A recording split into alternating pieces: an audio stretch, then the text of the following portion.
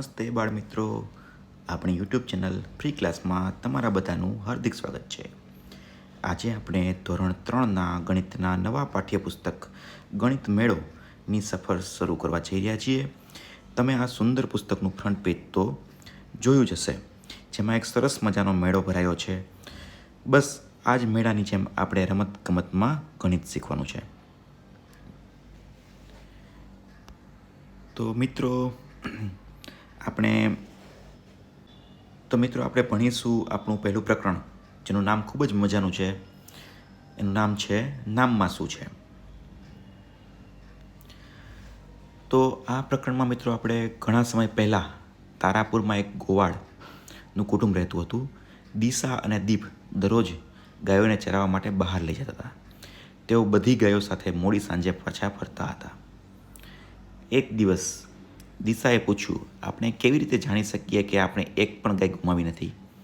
તેમને ગણતરી કરતા આવડતું ન હતું.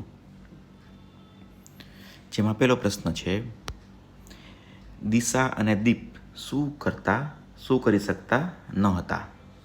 તો જેના જવાબ આવશે, બંને ગાયોની ગણતરીના નિશાન કરતા હતા, એટલે ગાયોની ગણતરી કરી શકતા ન હતા. તેમના મિત્રએ તેમને એક યુક્તિ એટલે આઈડિયા આપ્યો. જ્યારે તમે ગાયો ચરાવવા જાઓ ત્યારે દરવાજામાંથી બહાર નીકળતી દરેક ગાય માટે દિવાલ પર એક નિશાન બનાવો. જ્યારે તમે પાછા ફરો ત્યારે કોઈ ગાય દરવાજાના ફરી પ્રવેશ કરે ત્યારે દિવાલ પરથી એ નિશાન દૂર કરો. બીજા દિવસે તેઓએ તેમના મિત્રની યુક્તિ પ્રમાણે કર્યું અને ઘરેથી પાછા ફર્યા ત્યારે બધા ગાયોના નિશાનને દૂર કર્યા. મિત્રો, તમે અહીંયા ગાયોના નિશાન જોઈ શકો છો, જે દિશાએ કરેલા છે ગાયોને ગણવા માટે, કારણ કે તેમને ગણતરી આવડતી ન હતી. જેને ઊભા લીટાની નિશાની કરી છે. જ્યારે ગાય ચરવા જાય ત્યારે એક નિશાની કરે અને પાછી ઘરે આવે ત્યારે એ નિશાની ભૂસી નાખે છે. ત્યારબાદ મિત્રો, શું બધી ગાયો ઘરે પાછી આવી હતી? તો તેનો જવાબ આવશે હા, બધી ગાયો ઘરે પાછી આવી ગઈ હતી. થોડા વર્ષો પછી તેમની પાસે ઘણી બધી ગાયો હતી. એક દિવસ જ્યારે તેઓ ઘરની બહાર નીકળ્યા ત્યારે તેને ઘરની દિવાલ પર આટલા નિશાન હતા. તેથી તેમની પાસે ખાલી જગ્યા ગાયો હતી. તો મિત્રો, આપણે અહીંયા નિશાન ગણવાના છે, જેને ઘરની બહાર કર્યા છે. આ બધા જ લીટા આપણે અહીં ગણીને આપણે એને જવાબ લખવાનો છે. મેં એ નિશાન ગણેલા છે, જેનો જવાબ થશે 47. એટલે કે દીપને દિશા પાસે કુલ 47 ગાયો હતી. ગાયો જ્યારે પાછી ફરી ત્યારે દરવાજામાં પ્રવેશી ત્યારે તેમણે દરેક ગાય માટે એક એક નિશાન દૂર કર્યું. દિવાલ પર હજુ સુધી 2 નિશાન બાકી હતા, પરંતુ તેની બહાર કોઈ ગાય દેખાતી હતી નહીં. તેઓને ચિંતા થઈ. જ્યારે ગાય પાછી આવી ત્યારે બધા લીટાને ભૂસ્યા, પણ 2 લીટા રહી ગયા. એટલે કુલ એની એક 47 ગાયો હતી, જેમાંથી 2 ગાયો પાછી આવી ન હતી. એને ખબર પડી એટલે એને ચિંતા થઈ. તો કેટલી ગાયો પાછી નહીં આવી હશે? તો જેનો જવાબ આવશે 47માંથી 2 જશે, એટલે કુલ 45 ગાયો પાછી આવી. દિશા અને દીપ ઝડપથી ગુમ થયેલ ગાયોને શોધવા ગયા અને તેમને ગાયો નજીકના ખેતરમાંથી મળી આવી. તેઓ બધા ખુશીથી પાછા ઘરે ફર્યા. તેમના મિત્ર હેમંત પાસે 36 ગાયો અને 23 ઘેટા હતા. હવે બીજા મિત્રની વાત છે, જેમની પાસે 36 ગાયો અને 23 ઘેટા હતા. દિશા અને દીપ જેવા નિશાન બનાવીને હેમંતની ગાયો અને ઘેટા પર નજર રાખવા મદદ કરતા હતા.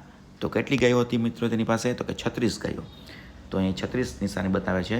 5, 5, 10, 15, આ 20, આ 25, આ 30, આ 35 અને એક 36. ઘેટા કેટલા હતા મિત્રો? તો કે 23 ઘેટા હતા. એટલે કે 5 ને 5 10 ને 5 15 ને 5 20 ને 3 23 ઘેટા. તો દિશા અને દીપે તેમને પણ આવા લીટા કરીને પશુઓની ગણતરી કરતા શીખવ્યું.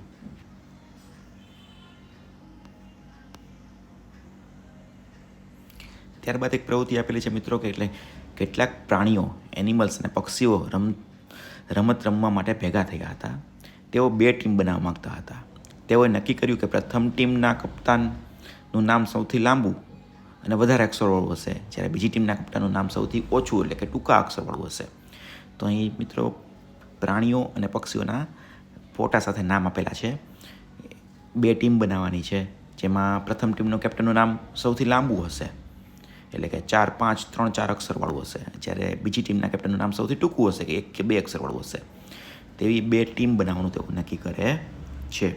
તો બંને ટીમની આપણે ઓળખ કરવાની છે. પ્રથમ ટીમનું કેપ્ટનનું નામ, તો કે સૌથી મોટું આપણે આમાંથી નામ કોનું લાગે છે, તો કે ચામાચીડિયું, જે કુલ 5 અક્ષરોનું બનેલું છે.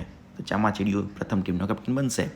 જ્યારે બીજી ટીમમાં સૌથી ટૂંકું નામ સાપનું છે, જે માત્ર 2 અક્ષરોનું જ બનેલું છે, એટલે બીજી ટીમનો કેપ્ટન સાપ બનશે. શું તમે એવા કોઈ પ્રાણીઓને જાણો છો કે જેનું નામ પ્રથમ ટીમના કેપ્ટન કરતાં પણ લાંબુ હોય? તો કે હા, જેમ કે હિપોપોટેમસ. જો ચિત્રમાં હિપોપોટેમસ હોય તો તે 5 અક્ષરનું નામ થાત અને તે સૌથી લાંબુ થાત, તો એને આપણે કેપ્ટન બનાવી શકીશ. બીજું છે, કોનું નામ વધારે લાંબુ છે તેની ચર્ચા કરવાની છે. મારું નામ વધારે લાંબુ કે મારા મિત્રનું નામ? જેમ કે ઉદાહરણ આપેલું છે, મારું નામ મહેશ છે, મારા મિત્રનું નામ કરણ છે. તો બંનેના નામ કેવા છે? સમાન છે. 3 અક્ષરના બંનેના નામ છે, એટલે કોઈનું નામ મોટું કે કોઈનું નામ ટૂંકું છે નહીં. ત્યારબાદ પ્રશ્ન નંબર 3 છે, નીચે આપેલી જગ્યાઓમાં તમારે કેટલાક મિત્રોના નામ લખો અને પછી ક થી 6 સુધીના પ્રશ્નોના જવાબ આપો. જેમ કે મારું નામ અહીંયા આપેલું છે રામ છે. અહીં આપણે બધા મિત્રોના નામ લખવાના છે. જેમાં મારો પહેલો મિત્ર છે રાહુલ, બીજો છે જય, ત્રીજો છે માનવી, ચોથું છે રમણ, ત્યારબાદ છે આરતી, ભારતી, માનવ અને કિરીટ. આ બધા અહીં મિત્રોના નામ આપેલા છે. જેમાં સૌથી લાંબા નામ પર સાચું નિશાન કરો અને સૌથી ટૂંકા નામ પર ખોટું નિશાન કરો. તો સૌથી લાંબુ નામ જે આપણે છે એના પર સાચા નિશાની કરવાની છે, અને સૌથી ટૂંકું નામ છે તેના ઉપર આપણે ખોટાની નિશાની કરવાની છે. બીજો પ્રશ્ન છે, તમારા નામનો શરૂઆતનો પ્રારંભિક અક્ષર કયો છે? તો તેનો જવાબ આવશે ર. પહેલો અક્ષર મારા નામનો ર છે. તમારા નામ જેવો જ શરૂઆતનો અક્ષર ધરાવતા બીજાના નામની ગણતરી કરો, જેમાં પણ ર આવશે. શરૂઆતના કયા અક્ષરનો સૌથી વધુ ઉપયોગ થયો છે તેનાથી શરૂ થતા નામોની ગણતરી કરો. તો કે ર અને મ વાળા અક્ષરનું નામનો સૌથી વધુ ઉપયોગ થયો છે. ત્યારબાદનો પ્રશ્ન છે 5મો, અંતિમ અક્ષર સમાન હોય તેવા નામની ગણતરી કરો. જેમાં આરતી અને ભારતી, જેના બંનેમાં અંતિમ તી આવે છે, જેથી અંતિમ અક્ષર બેમાં સમાન છે. ત્યારબાદ એવો અક્ષર ગોતવાનો છે કે કોઈ પણ નામનો શરૂઆતનો પ્રારંભિક અક્ષર ન હોય. ઠ, ઢ અને છ વાળા નામ આમાં આપેલા નથી. ત્યારબાદ પ્રવૃત્તિ નંબર 4 છે મિત્રો, તેજલ અને જય આ કાર્ડનો ઉપયોગ કરીને સંખ્યાઓ બનાવી રહ્યા છે. જેમાં સંખ્યાઓ આપેલી છે 1, 2, 3, 4, 5, 6, 7, 8, 9, 20, 30 અને 40, 50, 60 એવી રીતે 90 સુધીની સંખ્યા આપેલી છે. 19 સુધી ક્રમમાં આપેલી છે, અને પછી 20, 30, 40, 50, 60 એવી રીતે આપેલી છે. જેમાં તેજલ તેનો રોલ નંબર 43ને આ રીતે બનાવે છે. તેના નંબરના બંને કાર્ડનો કુલ 5 અક્ષરો છે. જેમ કે તેનો નંબર 43 છે એટલે 1 40 અને બીજા 3 એટલે કુલ થશે 43.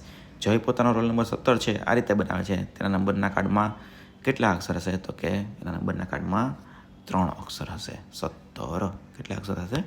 3. ઉપર દર્શાવ્યા પ્રમાણે સંખ્યા કાર્ડનો ઉપયોગ કરીને તમારો રોલ નંબર લખો. સંખ્યા કાર્ડ પુસ્તકના અંતે આપવામાં આવ્યા છે. પુસ્તકના અંતે મિત્રો સંખ્યા કાર્ડ આપેલા છે, જેમાં આપણા રોલ નંબર લખવાનો છે. જેમ કે મારો રોલ નંબર 13 છે, તો તેના નંબરના 2 કાર્ડ આવશે, 10 + 3 એટલે કે 13. તમારી નોટબુકમાં કેટલીક સંખ્યાઓના અંકો અને સંખ્યા નામ લખો. દરેકના કેટલા અક્ષર છે તે અહીં નોંધવાના છે.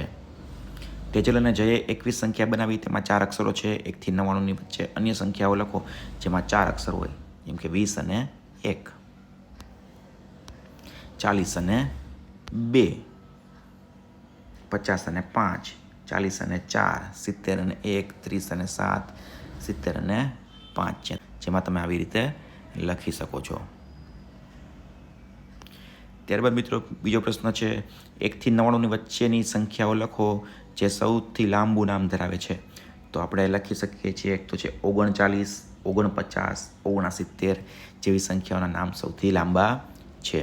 હવે 2 પ્રશ્ન આપેલા છે જે આપણે શોધવાના છે. જેમ કે મારી સંખ્યાના નામના 4 અક્ષર છે, મારો દશકનો અંક 1 અક્ષરનો છે, મારો એકમનો અંક 2 અક્ષરનો છે, હું 20ની ખૂબ જ નજીકનું છું, બોલો હું કોણ? જેનો જવાબ આવશે 19. બીજો પ્રશ્ન છે, શોધી કાઢો હું અને મારા મિત્રો 63 થી 78 આંકડા છીએ. મારા બધા મિત્રોનું નામ સૌથી વધારે અક્ષરવાળું છે. જેનો જવાબ આવશે મિત્રો 69. પ્રશ્ન નંબર 2 છે મિત્રો, તમારી નોટબુકમાં પણ આવા જ કોયડાઓ બનાવો. તમારા સહપાઠીઓને પૂછો. જેમ કે વેંકટ નરસિમ્હા રાવ ઝુરીપેટા એ ભારતનું સૌથી લાંબુ નામ ધરાવતું સ્થળ છે. તે આંધ્રપ્રદેશના તમિલનાડુમાં સરહદની નજીક આવેલું છે. સૌથી લાંબુ નામ ધરાવતું સ્થળ.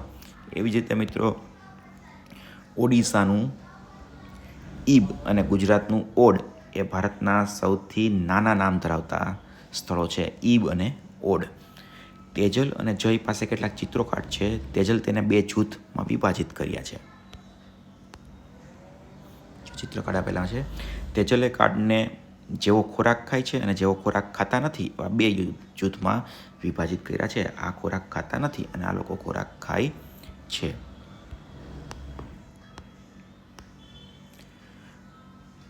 અને જયે 2 જૂથ બનાવ્યા છે, એને અલગ જૂથ બનાવ્યા છે. એના જૂથમાં મિત્રો છે જે લોકો ઉડી શકે છે એ છે, અને ઉડી ન શકતા હોય એવા નામ છે. એટલે બંનેના જૂથનો તફાવત શું છે તો કે એકે ઉડી શકે તેવા અને ઉડી ન શકે તેવા 2 જૂથ બનાવેલા છે. નીચે કેટલીક ઘરગથ્થુ વસ્તુઓ આપેલી છે, ચિત્રો આપેલા છે, જેના આપણે જૂથ અહીં બનાવવાના છે. એવી વસ્તુઓ કે જેઓ વીજળીથી ચાલતી હોય તો જેના જવાબમાં આવશે ટેલિવિઝન, લેમ્પ, ઘડિયાળ અને પંખો. એવી વસ્તુ કે જેઓ વીજળીથી ચાલતી ના હોય જેમાં આવશે ખુરશી, પલંગ, ઓશીકું અને રજાઈ. ત્યારબાદ મિત્રો ઉપર આપેલી વસ્તુઓ અલગ અલગ રીતે જૂથબંધ કરો, તેને નીચે આપેલી જગ્યામાં લખો. જેમાં ધાતુની વસ્તુઓ આપણે અહીં લખવાની છે. જેમ કે ધાતુમાં ટેલિવિઝન, લેમ્પ, પંખો અને ઘડિયાળ. લાકડાની વસ્તુમાં પલંગ અને ખુરશી આવશે. ચાલો આપણે કરીએ. જાતે કરવાનું છે. વાળ ઓળવવાની વિવિધ શૈલીઓ એટલે કે હેરસ્ટાઇલ. માલા શાળામાં જઈ રહી છે. તેની માતાએ તેના વાળ ઓળ્યા છે. માલાને 2 ચોટલી એટલે કે પોનીટેલ છે. તમારા વર્ગખંડના બાળકોને જુઓ. બધા બાળકો તેમના વાળને જુદી જુદી ઓળવાય છે. જુઓ અને લખો. વાળ ઓળખવાની વિવિધ શૈલીઓ છે. અહીં હેરસ્ટાઇલ આપેલા છે, જુદા ચિત્રો આપેલા છે. જેમાં આપણે લેવાનું છે કે 1 પોનીવાળી કેટલી વિદ્યાર્થીઓ છે, જેમાં આવશે 3. 2 ચોટલાવાળા કેટલા છે, 11. આવા વાળમાં કેટલા છે તો 5. આવી હેરસ્ટાઇલ કેવી છે તેને 11. બાળકોની હેરસ્ટાઇલ કેવી છે જેમાં 11 આવશે, અને આવી હેરસ્ટાઇલમાં જેમાં 1 આવશે. તો અહીં આપણો પાઠ પૂર્ણ થાય છે. See you in the next video. Thank you.